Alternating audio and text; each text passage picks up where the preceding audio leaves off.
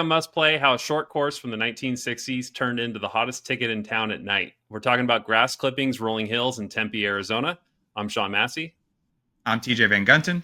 And our guest this week is Clayton Gelfand, also known as Esquire Golf on Instagram and YouTube. Clayton, welcome to the pod. Thanks, boys, for having me. Really appreciate it. Happy to be here. Of course. Before we jump in, though, you should have a little something from us to enjoy a beverage with. Shall we cheers? We shall. Cheers. Cheers, boys. What are you drinking? What do you I have? am drinking some Pendleton whiskey.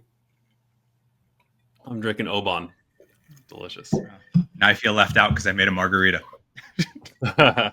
So this toast is brought to you by Vice Drinkware, the official glass of golf, which is now with our official Must Play logo on there. I don't know if you guys can all see that. We'll talk about it more later in the pod.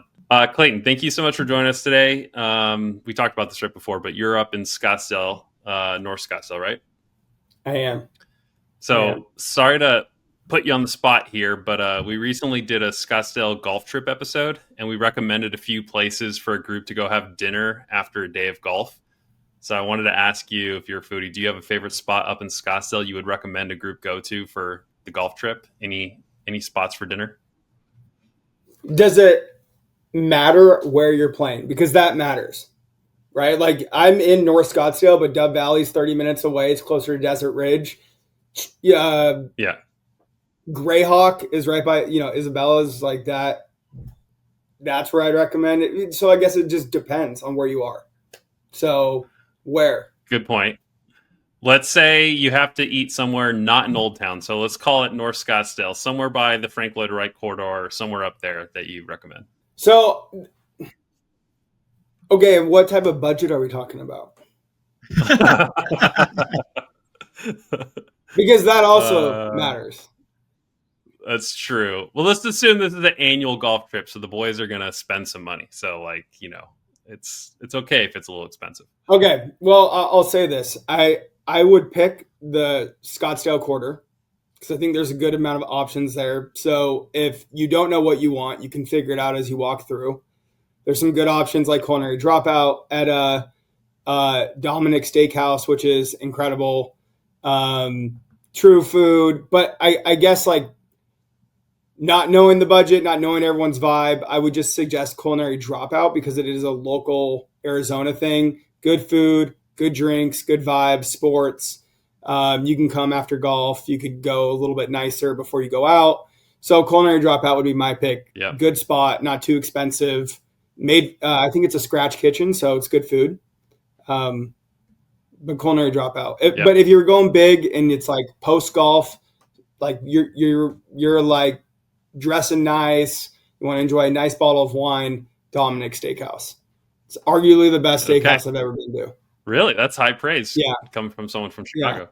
I love the culinary choice too, because we're finally getting one out here in San Diego. They've been slowly porting all of the Arizona restaurants out to San Diego, and Culinary is the next one. And I'm very excited about that. Soft pretzel bites for the win. With the cheese fondue or whatever. Oh, yeah. Speaking of golf trips, so I saw you just recently went on one for your own bachelor party. You went to like Palm Springs, Indio, or somewhere around there, right?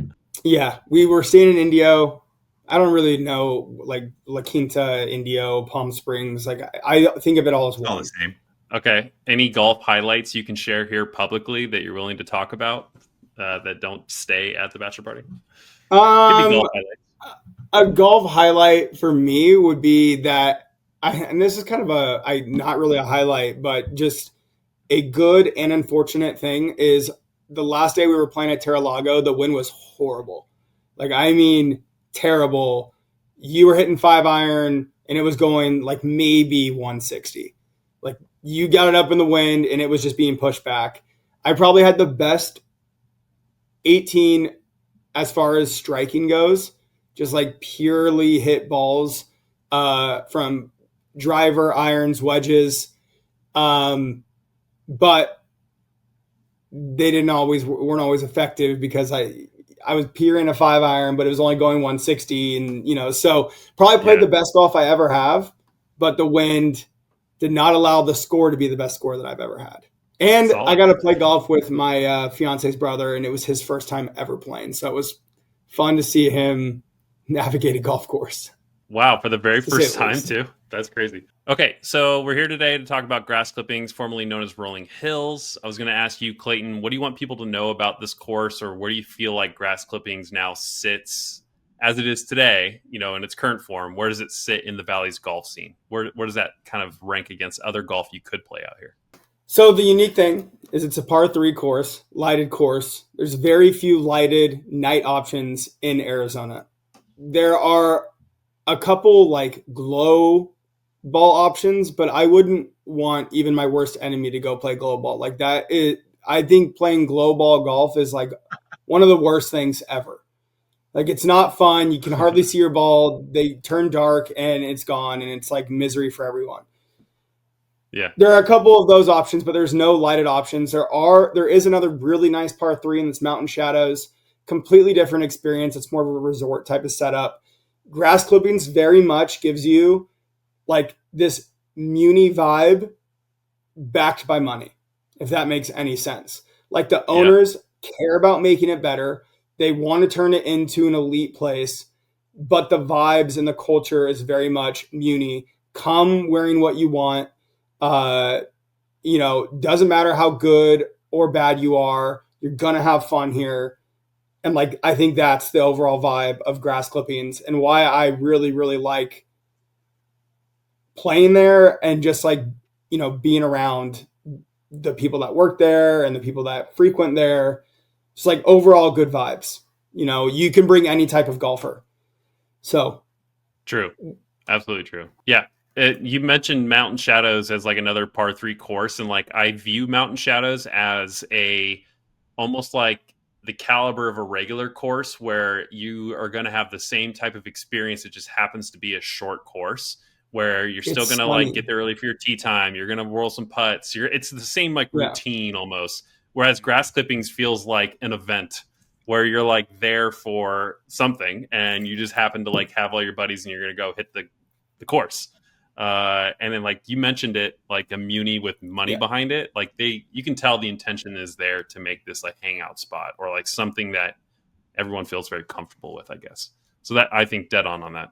Yeah, but I also like want to say that while grass clippings is like this fun, inclusive, like always getting better. There's always something being improved there. Like it's turning into being really, really nice, right? Like all the amenities, all that. I mean, not amenities, but just Yeah. like the clubhouse, the driving range, the bar, the restaurant, the putting green, the greens, the surfaces. But I think what the Grass League has given it also is a perception of quality golf. And Mm-hmm. even the skins games on Wednesdays, you got to be a good golfer to dominate these courses. Like it's fun to play. Even if you're a bad golfer, you're still going to have a good time drinking with your buddies. But like, I really think when I think of grass clippings, I also think of like really quality, like some of Arizona's best golfers, because of Grass League. So That's true. it's sort of this weird nuanced experience. And didn't Grass League start before Grass Clippings? Like they kind of did this league when Grass Clippings as a company formed back in 2018. Like they had other events like that, and then eventually this became the home for the Grass League. At least that's what I kind of read. I was under the assumption that grass clippings was a venture that they put on, and then they realized like there's an opportunity to create entertainment mixed with good golf Mm-hmm. at this course. Like you have some of the best amateur golfers in this, in the state with a lot of pros that live here. And I just think they saw something. I don't know if it was before or not. Okay. But I'm sure glad it is at grass clippings because it's a cool experience. Yeah. I have a little history actually about Grass Clippings, like as a company. So I kind of led you there. I do know the answer. Sorry for putting you on the spot. But no, it's okay.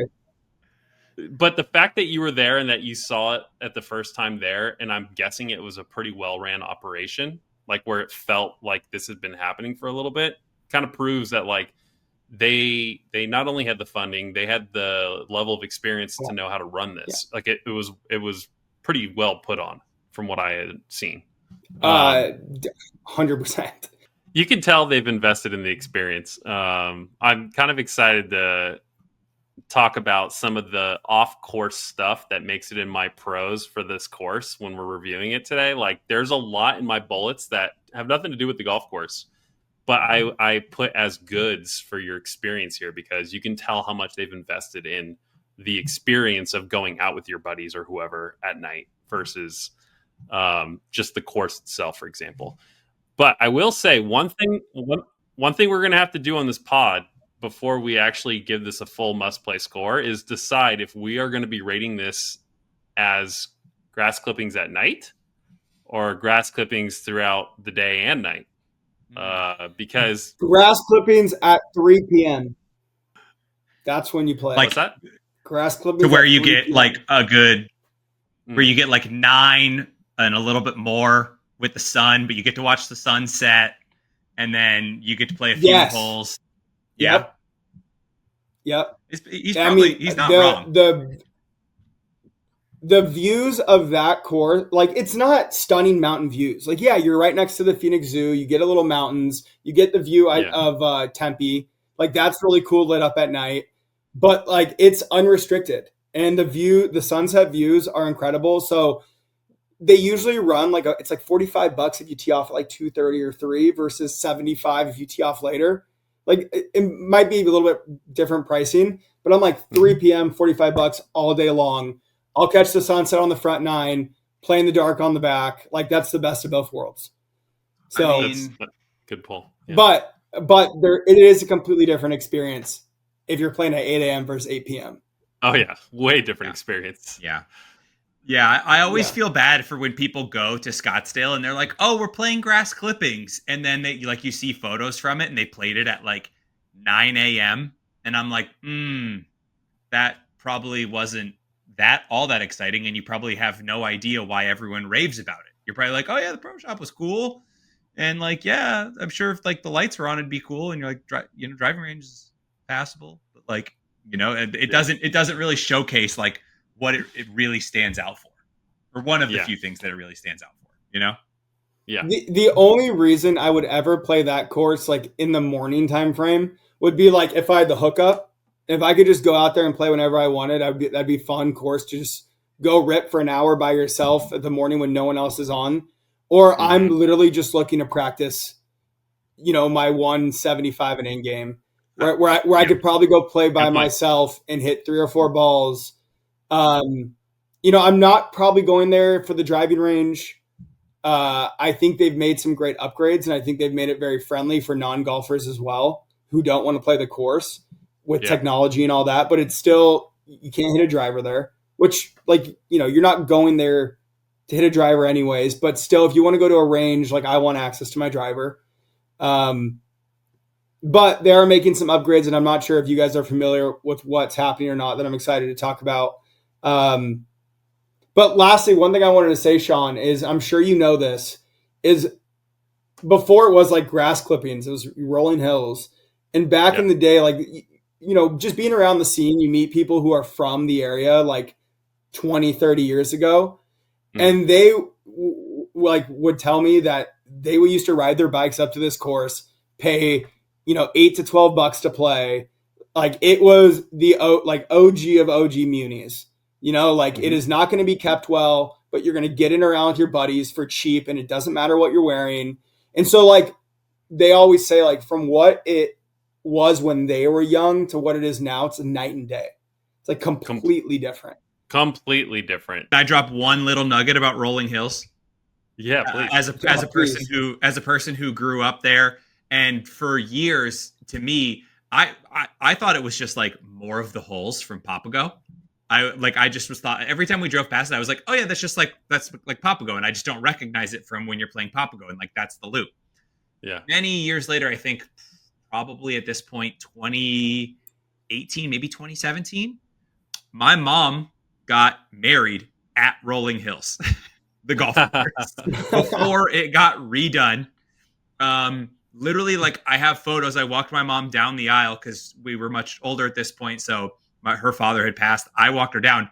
The first tee box is where my mom got married. So, like, I remember when we played grass clippings recently for the first time, and I walked out there and I was like, holy shit. I was like, this is a weird deja vu feeling of like, Yeah. I've stood on this first tee box before, but not played golf. And like they had the reception in what used to be like the bar and restaurant there. That is now the full pro shop. And it's still like a weird deja vu where you're like, I've been here, I've been in these places before, but they did not look like this before. And like you said, they got married there because they didn't necessarily care. It's not recognizable now, and I'll say that even from experience. Like, I don't remember when I played this course, but it was like before we moved here. So like over a year ago, it was maybe when we were visiting, like thinking about moving. Someone brought us out to play that course when the pro shop was on the other side, and it was like just a desk and some racks, like Yep. just shit, and like to see it where it is now. So like I got to experience like the building differences, not the course differences, but I mean it's pretty cool. And then the building that I knew once as the check-in is now going to be something completely different. I'm sure you're aware of it. So, but we can wait to talk about that. I think that's a perfect segue, Sean. I think we've made it full circle back around. There you go. Okay. I'm going to dive into really quick Rolling Hills as a course, and then we'll get into grass clippings. So the second half of my history actually is going to come from a Golf Digest article, but I wanted to kind of give you guys a bit of a precursor to that. So Milton Coggins, what a great name, born in 1902. Didn't know he had a talent for golf until he purchased his first set of golf clubs in 1927 and subsequently won the Arizona State Amateur 5 years later in 1931 and 1933. He picked up clubs, picked up the game of golf, and won the Arizona State Amateur 5 years later into golf. So for those of you new into golf, that's the journey I'm on. Yeah. That's what I'm touching year 2. Give me 3 more. It's over. Sorry, Arizona. I'm going to be running the grass league in about 3 years. It's on the Milton Coggins route. And I'm going to like wear whatever he wore back in the day too. Yeah. Whatever he was wearing, I'm going to Google him. I'm going to wear it. You should definitely Google him. He looks like he could be, anybody's grandpa, like very jolly guy. So Coggins never went pro, but after different types of jobs in the golf industry in Phoenix's early days, he received an opportunity to enter the golf architecture world and designed his first course in 1956 while he was still a golf professional at Encanto golf course in Phoenix. And just 4 years later, he would be tapped to design 9 holes for the city of Tempe right across the Salt River from ASU's main campus near the Papago Buttes. So these 9 holes would be named Rolling Hills and would open as an executive course in 1960, becoming the home course for ASU until Karsten Golf Course, which was designed by Pete Dye, opened in 1989. Rest in peace to Karsten Golf Course, one of my favorite courses. I don't know, Clayton, if you moved here recently, but if TJ, you got to play there before it closed? Yeah, I played Karsten a handful of times while I was a student at ASU. Took advantage of the student rate because it was like, God, I feel like very it was cheap, under $30 to play around, which was crazy. Yeah, obviously before COVID too. So, if you ever want to see Karsten, go to YouTube and there's a video of Phil Mickelson hitting that famous video where he hits a reverse flop shot like from a side hill and it goes back over his head. Yeah, that's at Karsten. He was practicing shots at the practice facility right there across from ASU's campus when he was doing that. TJ, did you say you got good rates at Karsten because when you were in college you got like student rates? Is that what you said? Yeah, it was a discounted rate for being a student at ASU. I will tell you my biggest regret ever is when I went to grad school at Michigan State. I wasn't a golfer, but we have 2 like great courses on campus because like where they play, it's just like 2 sides, 2 courses because the campus is massive. Yeah. If I could go back, I would have played golf all the goddamn time because of the student rates and access to 2 courses, like minutes from where I was living, Yeah. And it wasn't like people were playing all the time either. Like it was when I played, it was like I played a few times, pretty empty, biggest regret I have was not being a golfer in grad school. I mean, I think all of us maybe have I'd be on that level right now. You would have been Milton Milton Coggins by now had you played in Michigan Yeah, State. exactly. Yeah, I think I think all of us, like, especially, like, wish we Yeah, I would wish have my all parents played. never put me in baseball. Right. No, I think Yeah. all of us wish we would have played more when we were in, like, college, and our schedules were just also much more friendly to going and playing cheap golf too. Like, oh, what did I used to do with having a Friday morning off? Start drinking at like 11. And it's like, no, I could have played like 36 holes for under 50 Yeah. bucks when I was 20. Yeah. Okay, so back to Rolling Hills. 27 years after Rolling Hills opened, Gary Panks would come to the course and design the additional 9 holes, which would become the back 9 of a now 18-hole par 59 short course. So Panks was known for some other high-profile courses in the Valley. He designed Raven, Aguila, Greyhawk's Talon course, and Whirlwind, one of my personal favorites down here. And Rolling Hills was one of the last courses that Panks kind of had his hands on. So Rolling Hills was one of 3 city courses for Tempe that was created as an enterprise fund project, meaning that it was financed by the city of Tempe with the aim of recovering all their costs through green fees rather than taxes. It wasn't something that, like, people who lived in the city had to pay taxes that went into the course. They thought they would make this as a business and bring back revenue through green fees.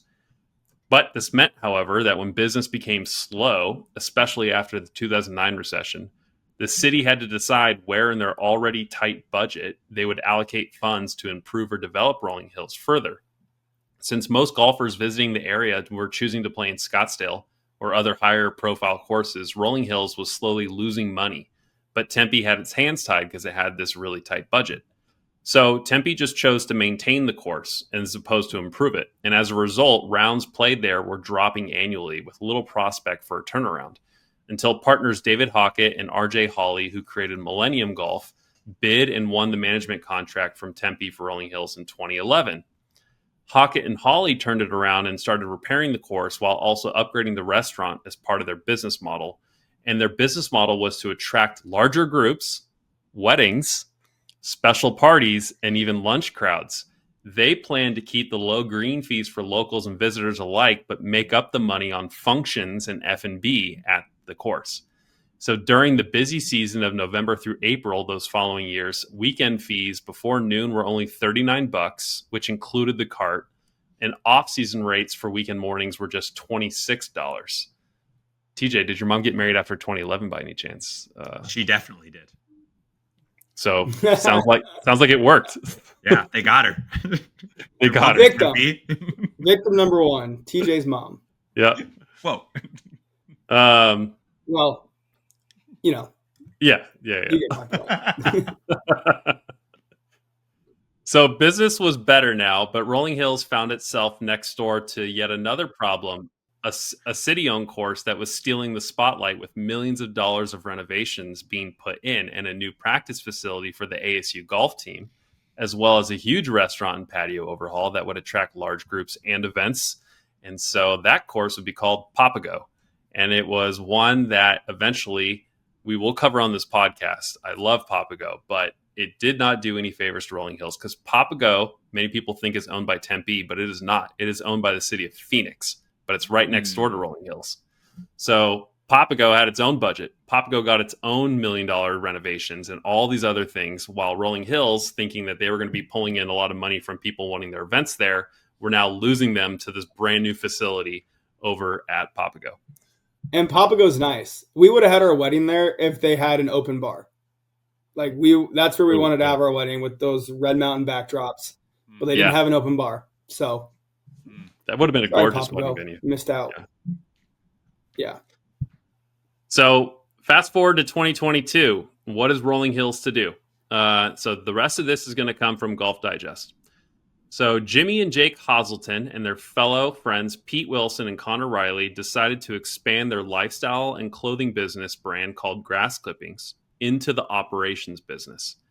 Their first deal was to secure venture capital backing of $13 million to execute an audacious plan to resurrect a scruffy Tempe, Arizona executive course by combining private club caliber conditioning with stadium lights and entertainment for both literal and figurative play deep into the night. Tempe leased its city-owned course to Grass Clippings in 2022, washing its hands essentially of running and managing this course. And when the group comprehensively renovated the course, they installed 80 stadium-style LED light towers and brought in former TPC Scottsdale head groundskeeper Scott Hebert to level up the turf quality. So during the day, the layout plays as a 3,428-yard par 59 course, but at night, the lights cover an 18-hole par 3 course, and the green fees rise from somewhere around $55, $45 in the day to upwards of $130 in prime season during spring training and things like that in March. The site is 95 acres, and our only contiguous neighbor is the zoo, Jimmy Hazelton says about Rolling Hills, which is also located near the highway and ASU's football stadium.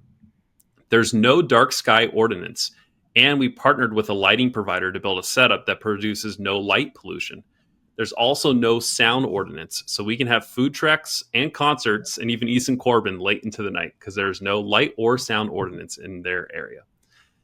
The lights and nighttime entertainment are just the start of Grass Clipping's plan to go bigger with traditional golf. So the ninth hole was previously a short par 4 with a green so close to the clubhouse that players were peppering the pro shop with stray shots. Grass Clippings lopped 100 yards off that hole, built a giant patio, expanded the putting green into a 15,000 square foot competition space.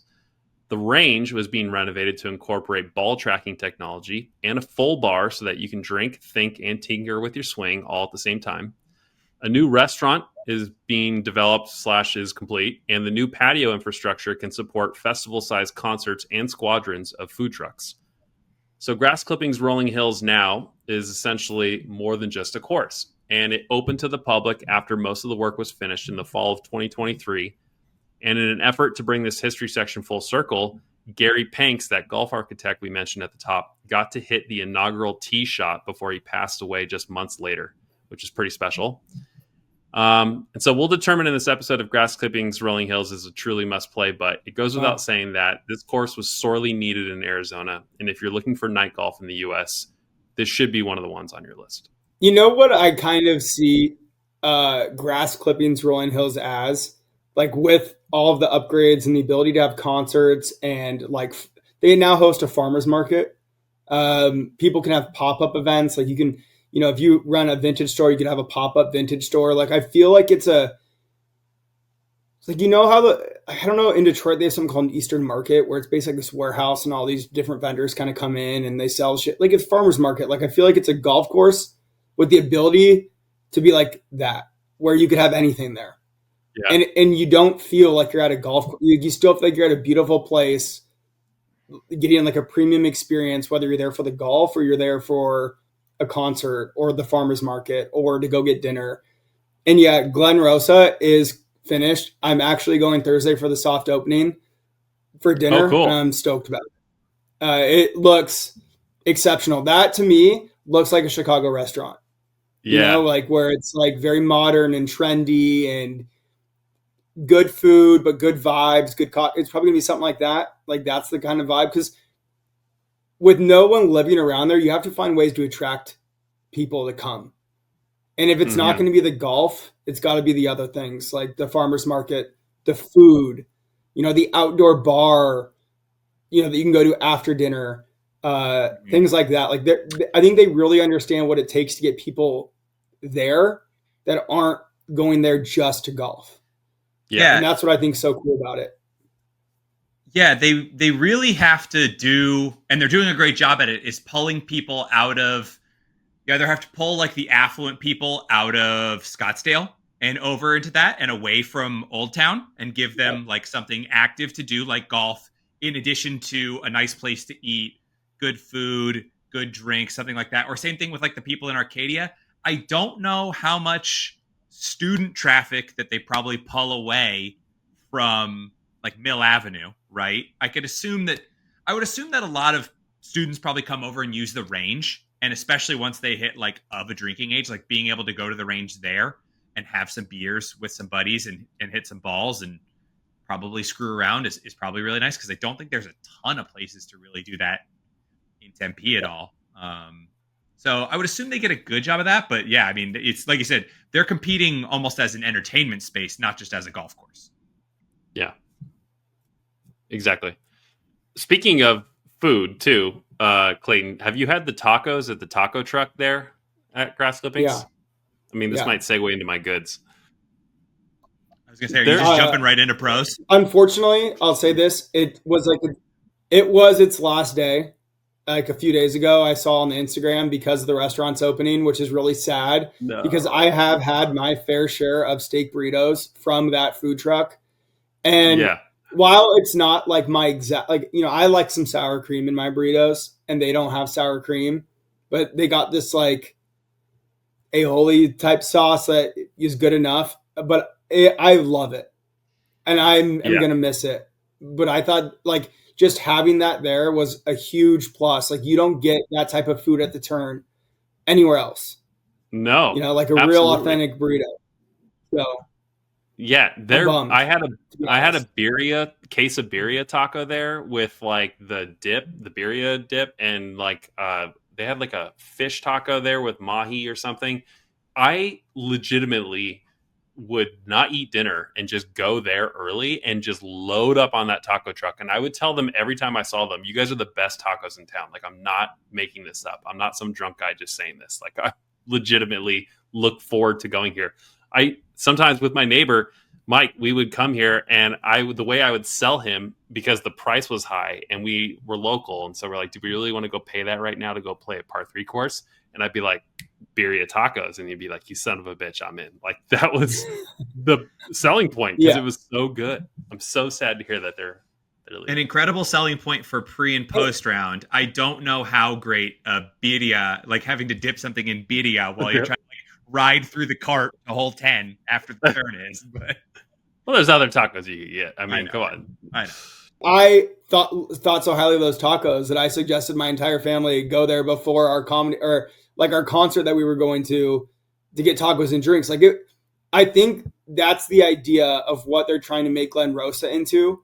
Is like if you are going to an event in Tempe, or even like Old Town or whatever, like you're gonna want to go to this place to have dinner.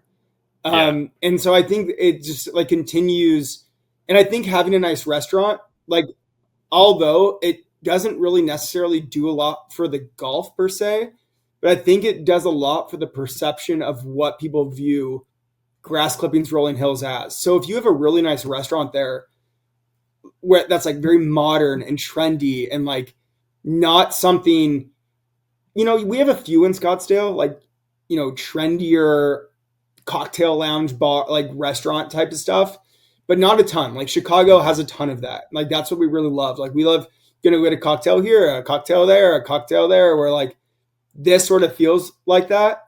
And so I think you start to change Grass Clippings as like, oh, this old Tempe course to like, oh, that's a really nice par 3. Like kind of how you view Mountain Shadows, where it's like Yeah. this is a really nice course with a really nice resort and really nice homes. But now it's like, oh yeah, that's where that really good restaurant is. Yeah. So And I think it's very tactical. the other thing is that in a traditionally male dominated space that golf is, I know that that's ever changing and continues to change literally week by week. Uh, Giving your wives or girlfriends a reason to come to where the golf course is huge. Like I have a very hard time getting my fiance to just go to the range. But if there was a nice restaurant at the range and I said, hey, let's go do dinner and drinks. And then maybe once we're a few drinks in, let's just hit some balls. And she gets much more comfortable playing golf, or we can take her out on a par 3 course where it doesn't feel as stuffy. It's very relaxed. Like Clayton said, you can wear whatever you want to wear. You can just get out there and kind of bang the ball around, and no one is concerned about the pace of play out at Grass Clippings past 5 p.m. or whatever, right? Like no one's No. going to be hammering down, being like, "What the heck, man?" Unfortunately, Yeah. Yeah. For A little better or bit. worse. But yeah, diving into some of the other pros, I won't necessarily hammer this one too much. I think it goes without saying, but night golf is just something that, like, true lighted night golf is something that everyone should and can do if you are a golfer. That, like, it's just adding adding all those extra hours onto a day when you can possibly now continue to play golf into the night. And God, I think the last tee time at Grass Clippings is like 10:30. Or it's like Yeah, they do 9-hole tee times at like after 10. it's crazy. So like you could Yeah. do whatever. Like you can play golf up until midnight, which is kind of nuts. Well, Um, before you And move even on, later if you know people. true. You can get out later if you tip the cart guys. So, right? um, you know, but like I don't know when we're gonna end the pros, so let me know because I want to list off what I think are all the pros, like why I go Okay. before we get into the cons. So let me know when we're trying to turn that corner, and just so I can get everything out there. Oh well, we're gonna talk pros here for a little bit, but I wanted to say on the night golf piece, playing at night, completely different feeling. Like TJ said, like it is valid. That is a Harder. different experience. What cannot be understated is put it in the context of where it is. The last place you want to be is outside in Arizona in any point between June and September. It is Truth. hot as hell.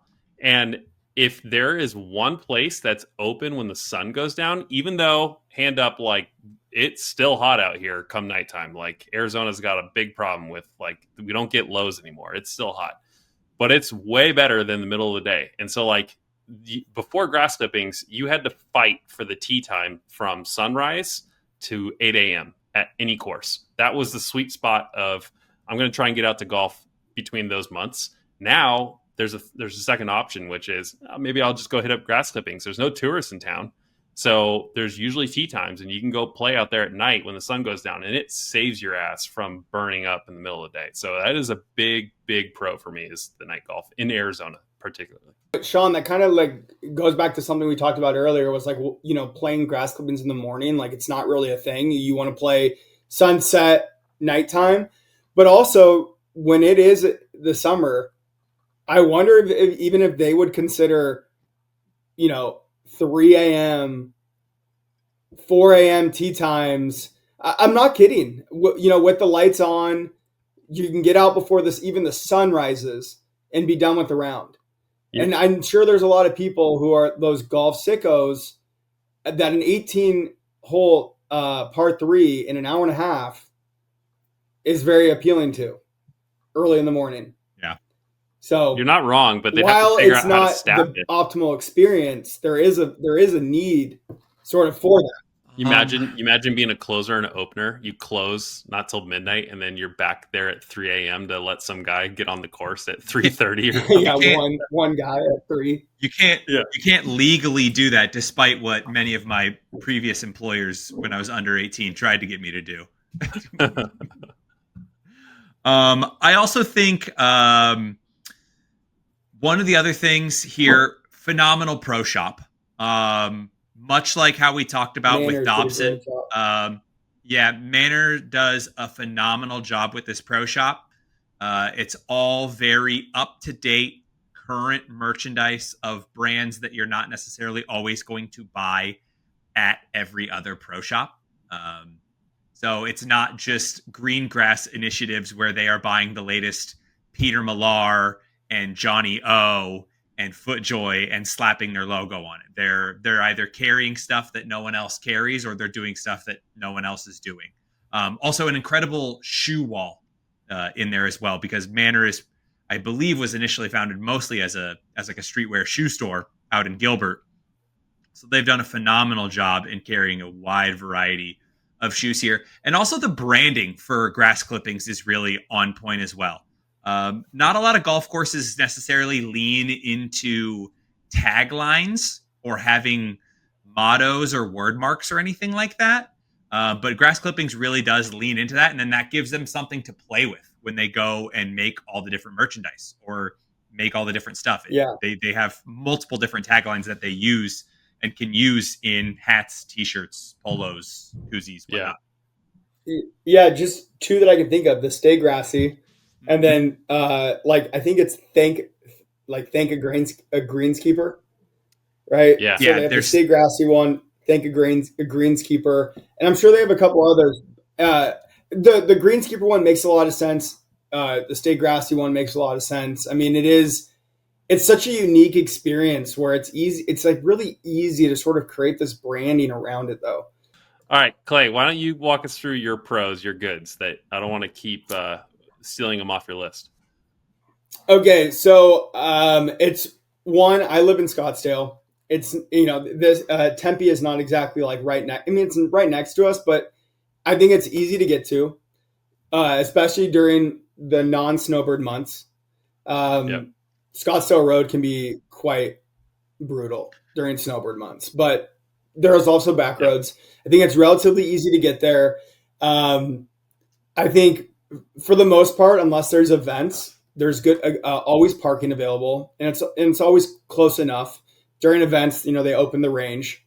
Um, Obviously, they're creating a very high end restaurant that I think is going to be a very cool place to hang out, go on dates, grab cocktails with buddies, go to before and after tea times. It's going to make playing at 1, 2 p.m. a little bit more I guess more fun, because then you can go to the nice restaurant after if you have reservations.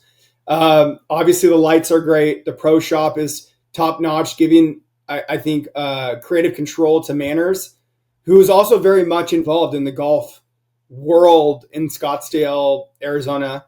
Was a great move. The upgrades to the range, cons, no driver, but you're also playing at a par 3 course. So, teach their own. They have a bar at the range. I think that's a great pro for a lot of people who are going there just to hang out at the range. The new bar they built in the center, the outdoor bar, incredible. I mean, that's a spot like you just gravitate towards. You want to hang around. It's also a spot that I've seen multiple girlfriends or wives hang out while their husbands or boyfriends are at the range or playing, because it feels nice. You're getting good drinks, good service, TVs, vibes. There's heaters. The outdoor space is great. You can hang by the fires. Plenty of room for music, events. I've been to multiple Suns events, grass league events, concerts there, farmers markets. And, obviously the course, I think it's for what it is. It's in good quality for the type of people that frequent it. They keep it in pretty good condition. They do. While maintaining a very open, inclusive, vibe overall. And I think it has some of the best sunsets from a golf course. Like, you typically can't play golf while you're getting that ultimate sunset. The coolest part about grass clippings is you can be mid shot in the middle of the most beautiful sunset in Arizona, and that's pretty cool. There's nowhere else that you can be playing pretty much at that time while the sun is setting like that. Every other course is closing up. So I'm sure I missed some. The staff is super rad. But yeah, I mean, to me, there are cons, obviously, don't get me wrong. But I think for what it's trying to be, it's hitting the nail on the head. Yeah, you can tell they're putting themselves in a different category where they understand what their place is in the mix, which is a good decision, a great strategy, right? Don't try and become the place that a golf trip goes, oh, the must hits are Weekapaw and Boulders or Troon, and this, like, they know, oh, what are you going to want to do? You're going to want to round out your golf experience if you're visiting the area. There's nowhere else to go after the end of the night. Like, come here. And this is like makes it in our golf trips because it's the perfect complement to all the other type of golf that you're going to play. And if you're a local, 100%. like we've already talked about, now you've got this restaurant that's about to open and the bar and the hang, everything else. So totally agree. The other, I just had real quick on my list. I had night golf. I had the greens are in good shape. The greenskeeper, obviously, we just talked about the vibe, the bar scene, the taco truck. Hopefully, they figure out a way to keep tacos there somehow. The sunset, and then the one thing that I hadn't heard anyone say yet is the hole layouts. They're not just boring par 3 straight shots on some of these. Most of these par 3s have a variety of distances and shot shapes where the green is making you do something. Like, the green is either like at a certain angle, or there's a runoff on the sides, or you're carrying a really big like desert chasm to get to there. I forget what hole number it is, but you go from a pretty straightaway par three to a par three that has to carry like a 7-6 iron. It's probably a 6 iron for most people over this desert gap of just rocks and dirt. And then the next hole, you're up top looking out at the city and you're hitting down to a par three with a little bit of an elevation change. And I think it's so cool that you're getting like all of that within 3 holes versus most executives where you could close your eyes and open them and you don't know what hole you're on. So there's enough variety, I feel like, in the layout to where it kind of tickles that, or it scratches that itch for me.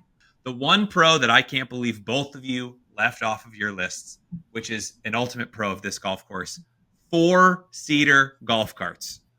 You can put all 4 boys together for the whole round. You're not worried about like, oh man, the other twosome in their cart looks like they're having so much fun, or like, what are they laughing about? They're having such a good time. Or, you got 2 different music vibes. One group's listening to reggae, the other group's listening to yacht rock. Like, no, all 4 of the golf group is in the same cart, having all the same vibes, having the same good time. I'm here for more 4-seater golf carts on more golf courses. This is our plea to ask more courses to start doing this. Give me a 4-seater with built-in Bluetooth, and we are good to go. You can get rid of the GPS. I don't care. I will say the cool thing is if you can call in, you request, or if you know someone, you can play more than 4 people. And I don't know if they, like you could do like a 6-some if needed. Like they'll allow that. Like you can't call Papago or any 18-hole par 72 golf course and say, hey, can we have a 6-some? They'd say no. Yeah. Like one of my favorite things right now even if is you buy 2 tee times. I love Clay talking about how cool this is, simultaneously complaining about pace of play earlier. and that combo together of just him being wait, like, that is one of my cons. Yeah, pace of play is, if you want to get into the cons, pace of play is definitely one of them. I'll say my 3. The tee boxes are rough at times. Mm-hmm. Obviously they got to save a patch for like tournament and competition. They seem to do that pretty normally. They put a cover over a patch, but it also means it's limited space to move the tee boxes, and they can be really rough. I'm not a guy that likes to use tees on even like my wedge or iron shots off tee boxes. Like I prefer just throwing the ball. I don't know why. I mean, probably disadvantage. It's hard. You got to use tees there. And I don't think that's a negative thing on the greens, like the greens team there, or what the groundskeeper team. I don't think I don't want like it to think like I'm hating on them. I think it's like the outcome of just what it is. If you're going to save certain tee boxes because of space for certain times in competition, there's only so much space available. And the only other option would be hitting off turf, and I don't think anyone wants to do that. But they do have that option if you want it. It's because they have longer hours of being open for operations, so there's very few hours that there's a maintenance crew that can go change tee position, plus grow in grass and reseed and do all that. And then on top of that, they're a victim of their own success, where they're doing 60, 70,000 rounds a year now, as opposed to 40,000 rounds. And so you're getting all these people rolling through on these smaller tee boxes, and they just can't keep up with it. And I think that's what's causing it. And I have been there on mats. Yeah. I have played off mats at this course. Likewise. Like in their first 6 months of opening, the tee boxes got destroyed, and they put out mats for like, I don't know how many months, but I played a couple rounds there on mats, and then they went back to grass. But yeah, that was one of my cons, was tee boxes. Actually, it was my first con on the list. What were your other 2, Clay? My second is night golf is just hard. So like I think people like want to go play and expect to have a great time. Yeah, that is definitely doable. But if you expect to play good, or judge or treat it as if it's another round, it's not going to be the same. Depth perception is off. Sometimes it's hard to see. It's just the way it is at night. That is what it is. but you can't really change that. And then pace of play. Obviously, pace of play is important at every course. And it's obviously more difficult at courses like Dobson and grass clippings that seems to be more inviting to everyone, where people don't feel the pressure to feel rushed or like, I don't know. Everywhere I play, I always feel that. Like I'm always very cognizant. I don't like to be like pressed on. I don't want to be pressed on anyone else. Like I want a nice gap where when I get to the tee box, I'm ready to hit. We're all ready to go, and vice versa. And like even when Nicole was just beginning, I was cognizant. Hey, babe, pick up your ball. Like let's keep moving. Like that's a personal thing, and you as a course could promote that. I don't think that's the vibe of a place like Dobson or a place like grass clippings, but I do wish just more people had the awareness internally to realize, like, golf is long. Let's not make it longer. I was going to say that you have to go with the Um, expectation that this is going to yeah. be the case. And so if you put yourself in that mindset, you might have a better time, but do expect that there's going to be all levels of golfer plus groups plus events plus everything else at this place. Yeah, and like I said, it's a hang. Like you Yeah. like you want to hang out. Like you almost forget sometimes you're on the course and you're sitting there talking by the cart and you're like, oh shit, I got to keep it moving. Because like, and I'm not kidding you. There have been times at sunset you just kind of sit there like I got to get this on video, and everyone's getting the sunset on video, and you forget there's people behind you. Because it's Yeah. just a place that's just like it's chill, and it just Yeah. so happens you get to play golf.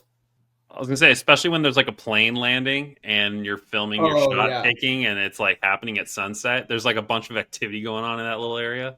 It's kind of cool. yeah. I totally agree with you on that. Yeah, especially if you Um, catch it on like the right hole and you're like further back up on the hill, like closer to the zoo, and you get like the view out Yeah. to the rest of the golf course too. Yeah. Oh, that was a pro I forgot about was zoo lights. You can see zoo lights from the. And you can see goats on the mountain That's during the true. day.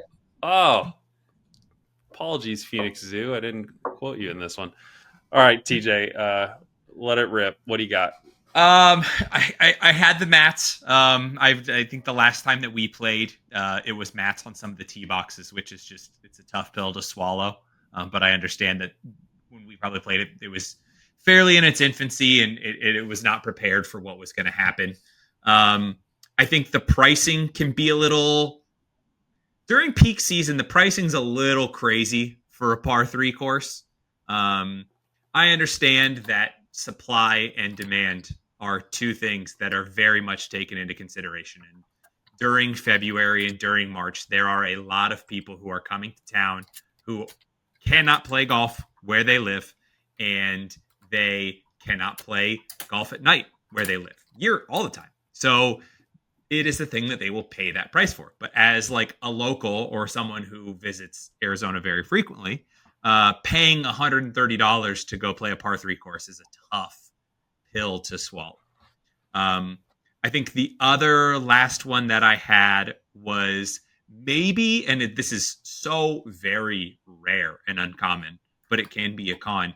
It's maybe the dustiest golf course I've ever seen.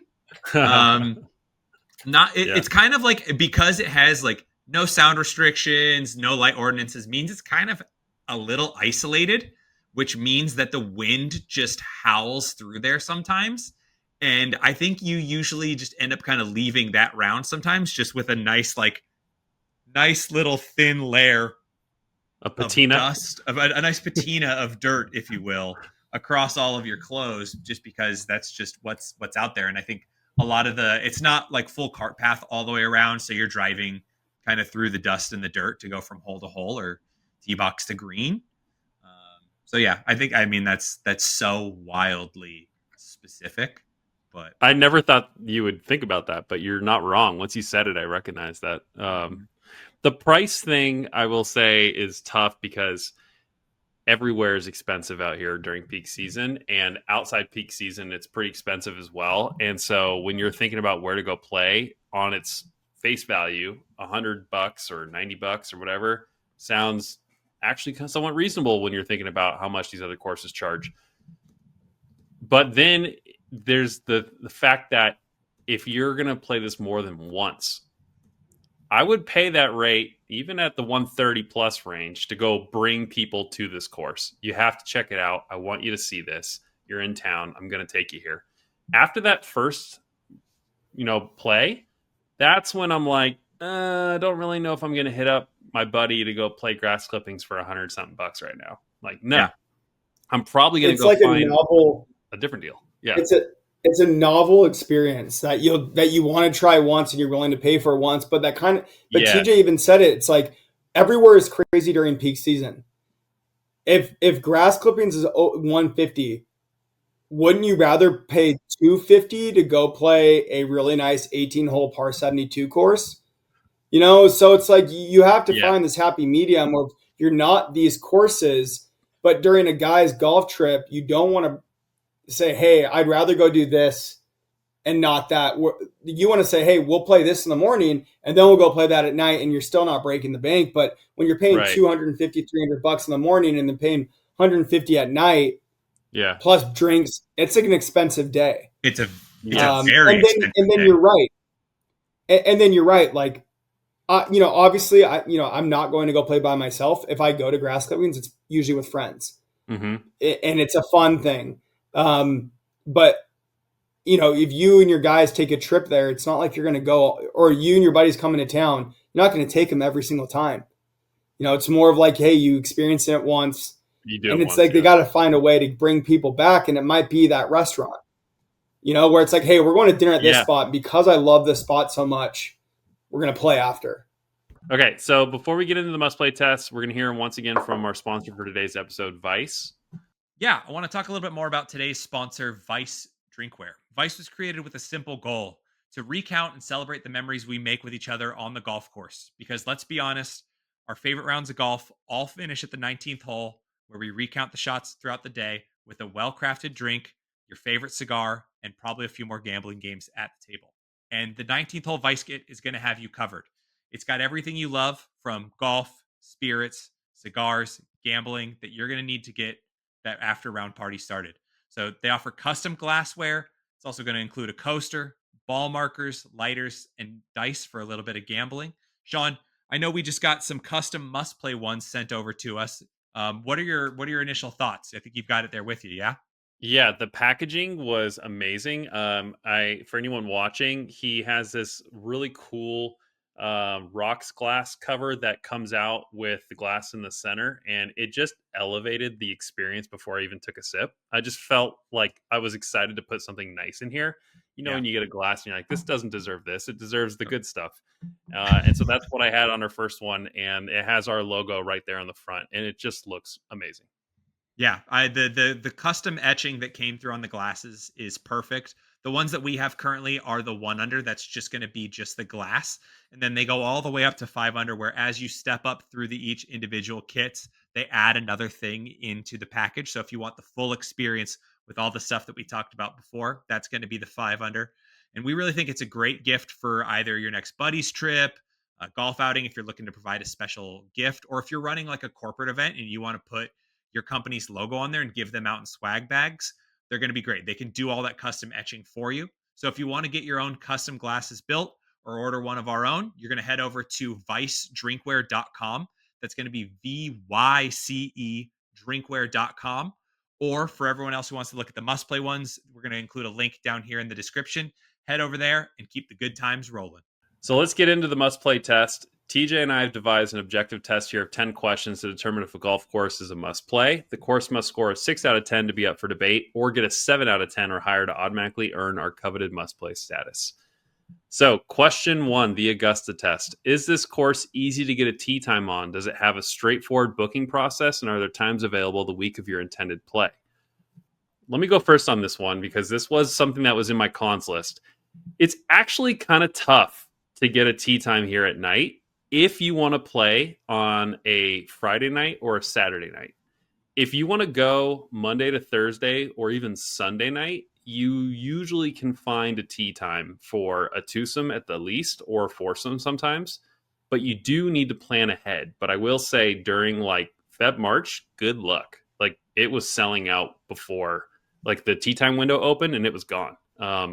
So I'm going to go ahead and just say I'm giving this a half point because I've tried to play here and couldn't get a tee time. But at the same time, nowadays, like in April, it's actually going to be a little easier to find a tee time as people start to leave. So, when the weather's good, hard. When the weather's not good, easy. Okay, so let me say this, and I think this is important to nuance before you give it a score here. If you're coming for a specific weekend for a trip, yeah, it could be difficult if you wait till the last minute to get a tee time, especially with a bigger group, 8, maybe more, maybe less. Sure, if you plan ahead, like you said, easy to do. But most golf places in the world are not destination places, and they thrive off the local golf community. So for me being a local, I can play this course every day of the week. Most days of the week, it's very accessible. I can get tee times whenever I want. Obviously, weekends are a little more challenging. I have to plan ahead or know someone and get off after the last tee time. So it's not that challenging from a local's perspective because you have an understanding of when you need to book to get a certain tee time.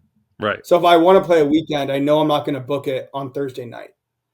But I could also wait till Wednesday mid-afternoon to get a Wednesday night tee time because it's just not a lot of people there. Plus different seasons, spring training, winter through fall, or winter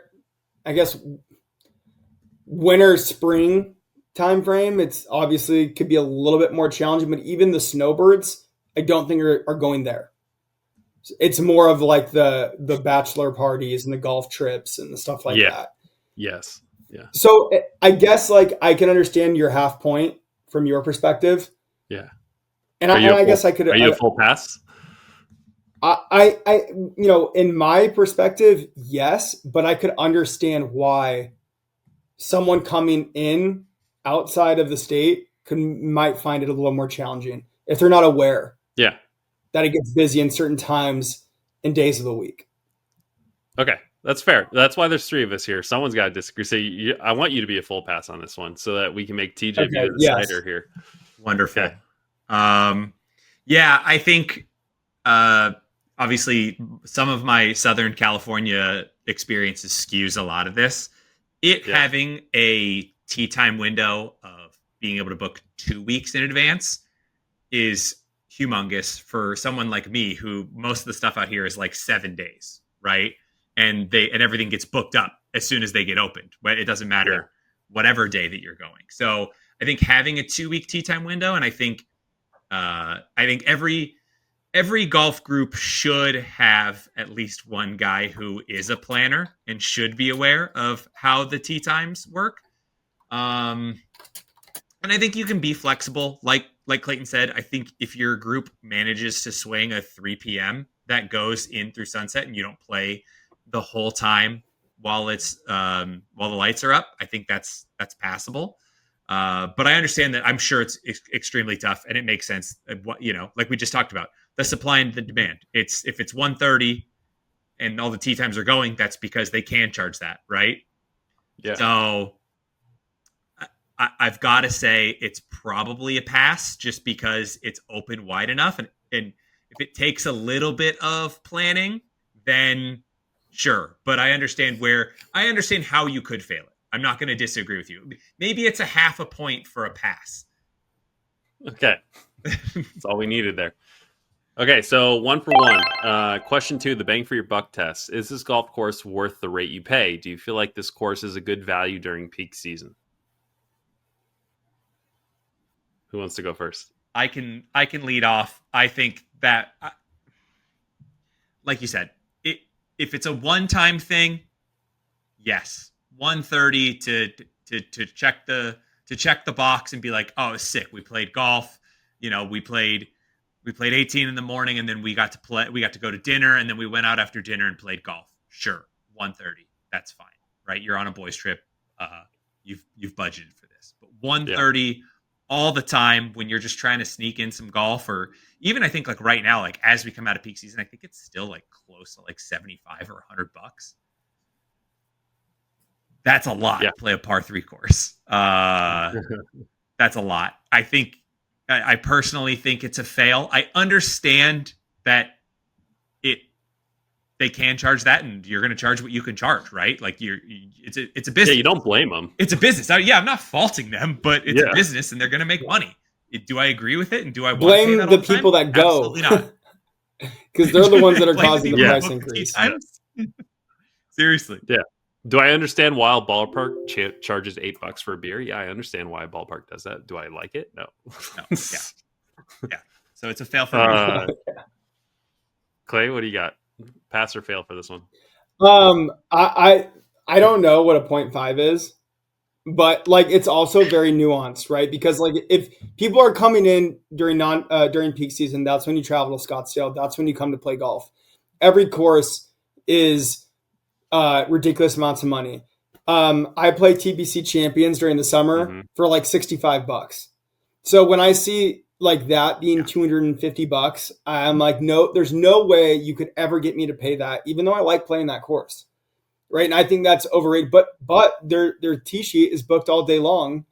And somehow so is Troons, and somehow so is, Greyhawks, and so is TBC Scottsdale. Yeah. Like I don't understand. But there's that much money that comes in the Scottsdale in the area during fall to spring, that these courses can do it, and it screws all the locals. Like, don't get me wrong. Like I'm not happy about it.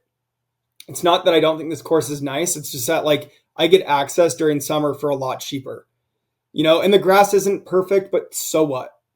Like who cares? Yeah, it's cheaper. So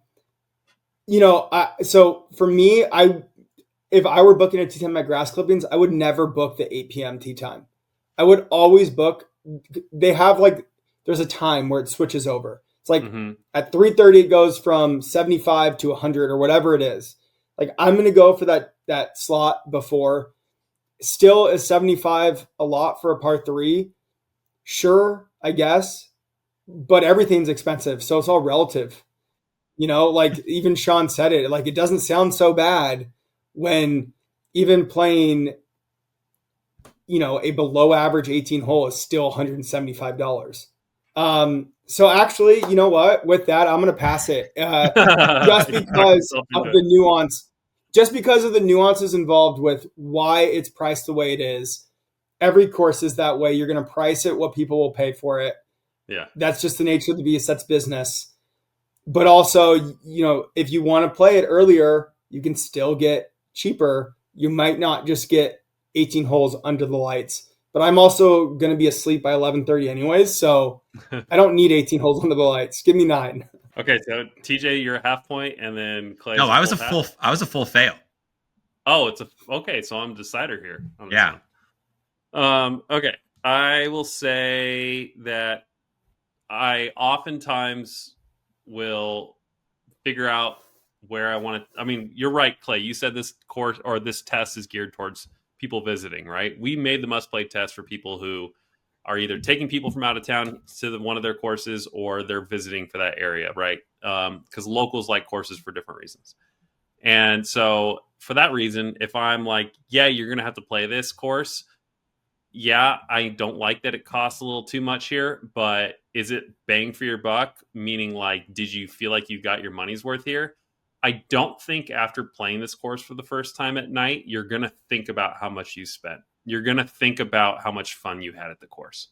And so I'm a pass for that reason. And I'm going to say unfortunately, because I hate saying that, because trust me, I look at this course and I'm like, I wish they didn't charge so much.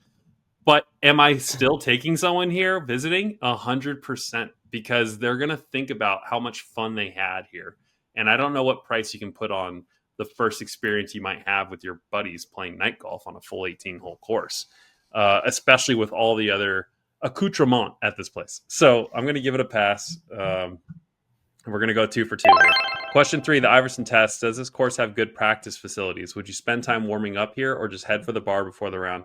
I'm going to go first and say I hate their practice facilities. I know that they are putting in time and development into making this range better with a bar and other stuff. And they've got this big green. but the range is off to the side. It's like if all your group is like half your group's going to warm up and half your group isn't, you're going to have major FOMO when you happen to go to the range on the other side because everyone else is having drinks or tacos or something else at that bar before the round. And if there was ever a course where the bar's calling your name as opposed to a practice facility, it's this place. So I'm a fail for this test because I would 100% head for the bar before the round here. I would not warm up. And I have never warmed up at this course. If you're passing it to me, I would say fail too.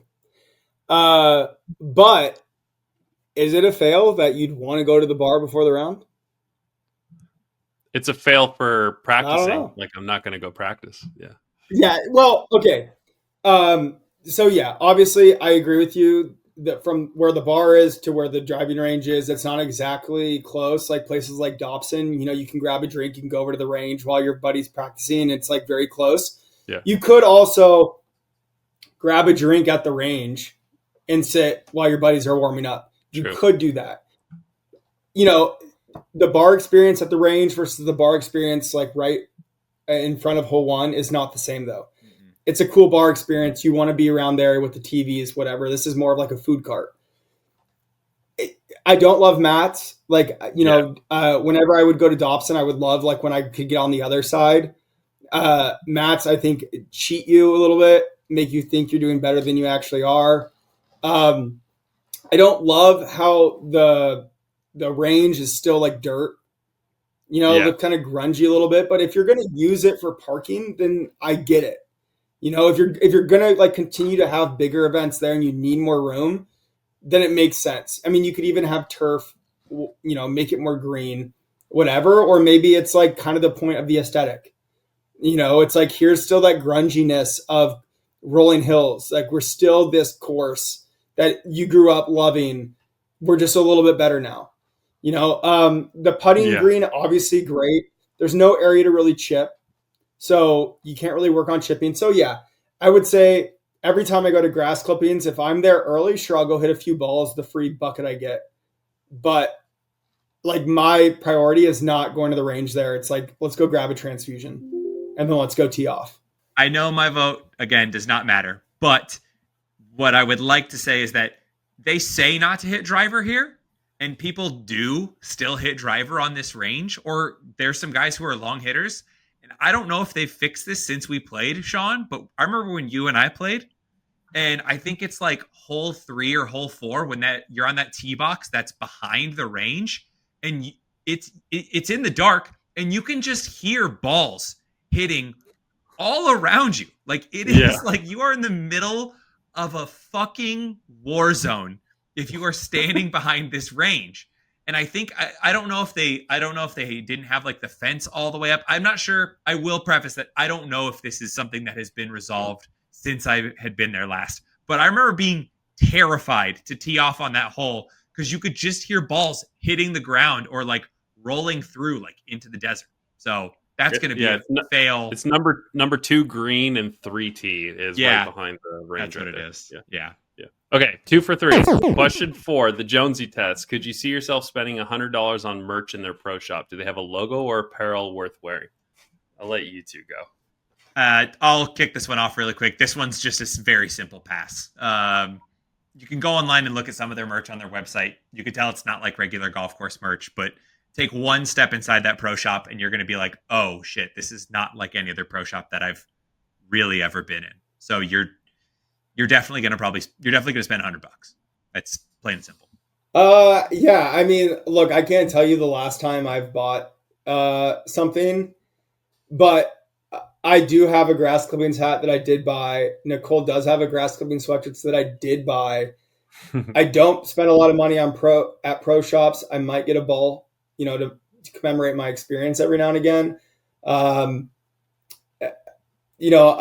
played Monterey Peninsula. The person I played with got me a sweatshirt. Like I wasn't intending to buy anything. I regret that now. Like I think back to that experience. I'm like, I should have wanted to buy something because of where it is and the experience you're getting. But yes, pass 100%. It's a quality pro shop. Manners does a good job. They have a cool logo. They have those sayings. It's more fun. It's not sophisticated and uptight. Um, it's very much caters to the person that would want to be there or enjoys going there. I'll say pass just because you guys are more experts than I am in this field. Like I know what I like, and I don't really like some of the stuff they got, but I don't know. I'm not like a stay grassy or any of the like words on a shirt. I'm more so like if it's a word of the company name, my own company, or like something else where it's just like the logo or the name of the course, I'll buy it. But like a quip or a phrase or whatever, I usually don't buy any of that stuff. I know they have more than just that. I've been in there. I can recognize that they have done a lot of good work in that shop, and they come from a background like that, and so I will pass it for that reason. I can respect the game that they've got going there, even though it's not my style. Yeah, that's fair. I think I'll end it with this. I think I wouldn't go online if, let's say, Monterey Peninsula had a pro shop online that I could buy. I wouldn't buy something from like a pro shop like that online if I haven't been Yeah, there. But grass clippings make stuff that I would buy that I don't necessarily feel like I need to have gone there to wear.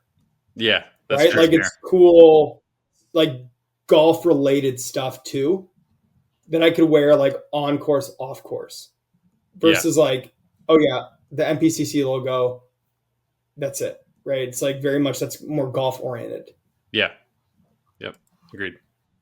Okay, so they are 3 for 4 here, doing pretty well. Question 5, the buzzworthy test. Are there multiple holes worth talking about? Does this course have more than one hole that a group would want to immediately go play again? I'm gonna fail this one. I know I talked about how there's a bunch of interesting hole layouts, but I don't think of any of the holes here as like a noteworthy or buzzworthy hole if I was gonna talk about someone's Scottsdale golf trip. It's the same thing I did with Goat Hill, kind of where I was like, as a collection, this course is a lot of fun and it's going to be a memorable round for you, but it's not going to be a course where you're like, oh, the fifth hole was so sick. Like, so, but I mean, I just don't think it has that. So I'm a fail for this one. TJ? Yeah, I when you brought up the note earlier about how you liked the variety in the par threes, like yeah, I thought the same thing where I was like, oh, it's not just everything's fairly pretty flat and the distance changes or the bunker position changes and maybe the slope of the green goes this way as opposed to this way. Like there's definitely some variance in how the holes look and how they play, but nothing. It doesn't have like a signature hole per se. So it doesn't even Yeah. have one signature hole, let alone two that you would want to continue to like talk about, right? So Right. for that reason, I'm going to fail it as well. No, I'd be a fail too. And there's no like, but this, but that. I would just say when I think of like this question, I think of Yeah. places like Dinosaur Mountain, Yeah. or MPCC. I think it's either hole 7 or hole 14 at the Dunes course. It's on the ocean. It's like that's where I would go play that 18 times if I could. It's so beautiful. It's so stunning. Yeah. Like it's breathtaking. It's a picturesque moment. The only picturesque moment at a grass clippings course is when there's a sunset, and it's not necessarily due to because a hole is a certain way or not. It's just the way the whole course is. It's fully open. Okay. So they are 3 for 5, I believe, here. Yeah. Question 6, the Glizzy test. Does this course have good food at the turn? Are you eating here or packing your own snacks? If you get the right order at the taco truck, it could be good food at the turn. Although now with the restaurant and the bar, I don't know what the situation is going to be. Yeah, I literally like when Clayton said that earlier about the taco truck going away because they're opening up the restaurant. I literally wrote down. I went to this where I have my notes and I wrote debatable because I Yeah. don't know now. Um, I guess I'm going to base it off of prior knowledge. I'm going to assume that if they held that high of a standard for the taco truck and the food that was being presented at the taco truck, and that was a Yeah. exceeding pass, I'm going to assume that the food is going to be of a similar quality at the restaurant, and what they will offer moving forward will also be a pass. Yeah. I'm gonna be a pass. have ordered tacos at the turn, and they have been fast and delicious. And I think there's even a is it a Bob the Sports video where they went there for the first time, or he took Johnny Manziel or someone there. But I remember they were like commenting on the tacos in the 4-person cart after the turn. Yep. And I was like, I sent it to you guys. I was like, yep, this is why you guys need to play here, because it honestly is like one of the most unique ones. So I'm a pass too. I'll pass as well. My only concern is a burrito is not necessarily something I would ever have thought about ordering at the turn before grass clippings. Yeah. So, like with the restaurant being there now, what offerings is it going to be for those that are playing golf? Yeah. So, like, I'm sure me sitting down there at dinner is going to be great, and I'm sure I'm going to love it. I'm excited for Thursday. But does that just mean that they now have a chicken Caesar wrap and a hot dog? Like, is it like that? Or are they going to continue all right, we have some unique offerings at the turn? I think if they could do something cool that's not a hot dog or a cheeseburger or whatever, something that's still unique, like a taco or a burrito or whatever, it's going to be still past the flying colors because I'm sure it's going to be good. Yeah. But I would not be happy if it's like a hot dog, your standard fare, just like every other course after what they had before. Yeah, that's fair. It's a pass. But we're passing for now. Yeah, for now. So 4 for 6. Question 7, the Marshall test. Does this course have a decent pace of play? Can you rely on a quick round here if you have somewhere to be after? Fail. It's a fail. It's a big fail for me. Yeah. Obviously a fail. Pace of play is not a main concern of this golf course. Okay, so we are 4 for 7. Question 8, the high handicapper test. Would a mid to high handicapper enjoy this course in typical conditions? Is this course fair to all handicaps, and are there greens or pin positions fair? Clay, what do you think? You go first. Do you feel like high handicappers would have fun here?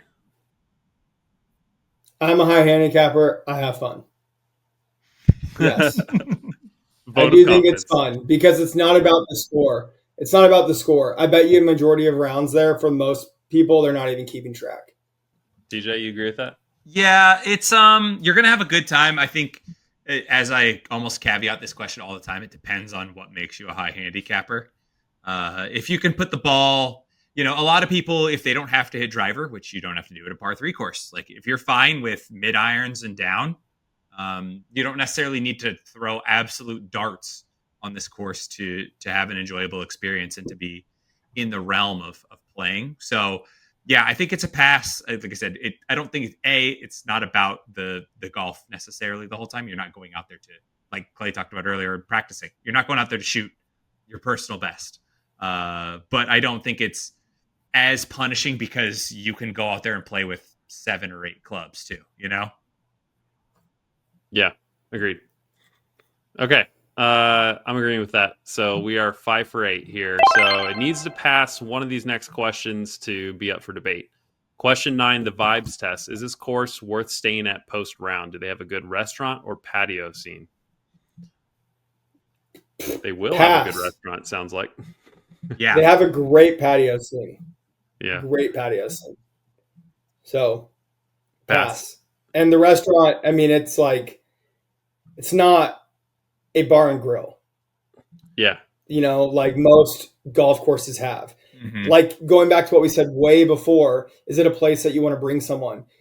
Saying, hey, let's go to the golf course to go eat isn't necessarily always like something a fiance or wife would want to do. Mm-hmm. But there are places like TPC, which has Toro right on the 18th that overlooks the 18th, which is stunning. Like that's a place that you could go at a golf course that you want to eat at. I'm a pass too. I think vibes alone, like this place is a great place to be at. We played somewhere before we went here during the day. And while I did have fun there, I was on the course at the other course looking forward to coming to this course. Cause I was like, this course has such good vibes. Like wait till you guys see it. Mm-hmm. So I'm a pass for this one too. Yeah, I agree. It's, you're just as much ready to stay and hang out post round as you are enjoying your time while you're on the course or when you get there early. Any course that you are very susceptible to get to early and not warm up at definitely screams vibes to me. Yep. Okay, so it's 6 for 9. It's up for debate now. Let's see if you can pass it here with 7. So, question 10, the dime a dozen test. Is this course unique to the area, or could you get this golf experience somewhere else on your trip or visit? I have to say, where else are you going to get night golf like this on your trip or visit to the area? And for that reason alone, it has to be a pass, in my opinion. Yeah, there's nothing else like it in the area. Like I said, you can go play glow golf. You could go play Mountain Shadows, and that's an incredible par 3 experience, but you're not playing past sunset. Mountain Shadows is more like a country club par 3 experience than what grass clippings is. So yes, pass. There's nothing else like it. It's a one-of-one experience. And they seem to continue to add things that like bolster that, right? Like I don't know too many golf courses, even the high ends, that are going to have like a really nice restaurant. Greyhawk has Isabella's across the street. Troon has Toro, or sorry, not Troon. TBC has Toro. But there's not a lot of courses that the restaurant at the course is a place that you go to that when you aren't even playing golf. Yeah, I would add Papago with Lou's to that list, which is right next door. Lou's Grill at Papago is one of my favorite restaurants to go, even when I'm not playing golf. But yes, for that reason, pass. Yeah, so I would also say it's not necessarily just about the restaurant. There is one other place that you can play night golf in Arizona, but it's the little 9-hole course out at Southern Dunes, and it's not anywhere close. You're not going to want to go drive out there and have bevies with the boys and then drive an hour back. No. Like it's not. Have you guys played that? I have not, but I have not heard. I've not heard the best reviews in regards to it. It feels a little bit more like a pitch and putt from what I've heard. So it was a stretch. Okay, it was a stretch. Okay, I played it the day before it opened. And mosquitoes bit the shit out of me. That's that course in I general, had but 50 mosquito bites. But to me, it was like it's 6 holes. They're all short. And you're like, how many groups can you actually fit on there at one time? Yeah. They would have made more money just having that be a night range with how much that area is growing. Mm-hmm. Just have a night range. And I guarantee you that's what it's going to end up being. It's not going to be a 6-hole mini course. dunes or whatever. It's going to be mini night dunes. range. That's what it was. Yeah. But even with that being an option as another possible lighted golf course, it doesn't hold a candle to grass clippings. So grass clippings is a resounding pass, not just for the area, but for a lot of places in the United States. You're not going to find golf courses like that. Okay, so we're going to say this is a 7 out of 10. So grass clippings, congratulations. You are an official must play, well into the must play territory. And we do recommend people go do this. So, Clayton, thank you for joining today. I know we had some connection issues along the way, but I still had a lot of fun having you on. I was going to ask you, I know you're Esquire Golf on Instagram and YouTube, but is there anything you have coming up that you want to plug or anything you want people to look out for coming from you? No, not from a content standpoint. I'm getting married in May, at the end of May, to Nicole. That's the biggest and most exciting thing that's happening in my life. And that's really the focus for the next month is get the wedding plans finalized, which is as it should be impossible. Feel that it's impossible. Yeah. Well, congrats in advance on that. I'm excited for you. Thank you guys. Well, TJ knows a little bit about wedding planning. Just a little bit. We're right behind you. We're in August, so I understand what you're going through, and I understand that it only gets worse the closer you get to the day. Yeah. Either way, I know. I feel like I've given up. I feel like I've given up on the planning. It's like, you're like, it's all done. Whatever happens. It's all done. Exactly. Yeah. We're all going to show up. Everyone's going to be there who needs to be there, and whatever happens. Either way, as always, we strongly encourage you to get out and go play grass clippings. Establish your own rating for it. See if it's a must play in your own head. So if you happen to be watching us on YouTube, please don't forget to go like and subscribe. And if you're listening to us on Spotify or Apple Podcasts, don't forget to rate Must Play and subscribe for more upcoming courses and episodes. And as always, thank you guys for listening. Clayton, thanks for coming on. Really appreciate it. We'll see you guys next time.